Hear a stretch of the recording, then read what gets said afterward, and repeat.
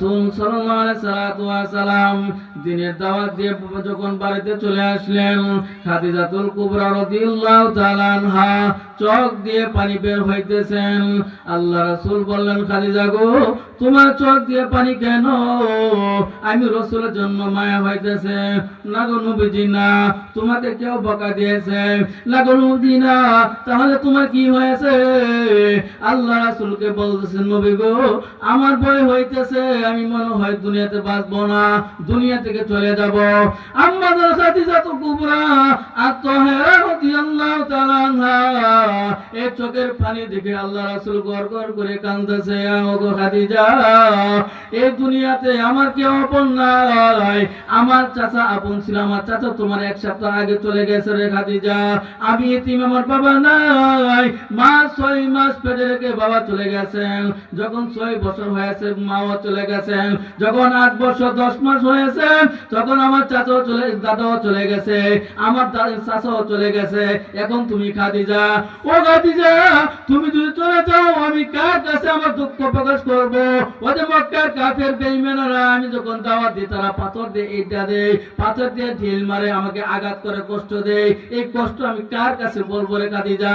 ওরে খাদিজা, তুমি এমন কথা বলো না। খাদিজা তো আর মন মানাই না। ওগো নবীজি, আমার বিশ্বাস আমি চলে যাব। ওগো নবীজি, আমি আপনাকে কাছে দুইটি জিনিস আবদার করব নবীজি, আমার আবদার আপনি রাখতে পারবেন কিনা? আল্লাহ রাসূল সাল্লাল্লাহু আলাইহি ওয়াসাল্লাম বললেন, ওরে খাদিজা, আমি যখন তোমাকে বিবাহ করেছি তোমার যত সয় সম্পত্তি ছিল সব কিছু আল্লাহর রাস্তায় আমার কাছে দান করে দিয়েছো, কিন্তু কিছু আবদার করো নাই। আজকে দুইটি জিনিস আবদার করেছো, আমি তো না দিয়ে পারবো না, অবশ্যই দিব। দুইটি জিনিস কি? একটা জিনিস হলো আপনার জন্য, আরেকটা জিনিস হলো আমার জন্য। ওরে খাদিজা, আমার জন্য এটা কি আর তোমার জন্য বাকি? আল্লাহ রাসূল সাল্লাল্লাহু আলাইহি ওয়াসাল্লাম বলতে, আল্লাহ রাসূল সাল্লাল্লাহু আলাইহি ওয়াসাল্লাম খাদিজাকে বলতেছেন, ওগো নবীজি, আমার জন্য চাওয়া হলো আপনার গায়ের জুব্বা দিয়ে আমাকে দাফন দিবেন। সুবহানাল্লাহ। আর আসতে বলেন সুবহানাল্লাহ।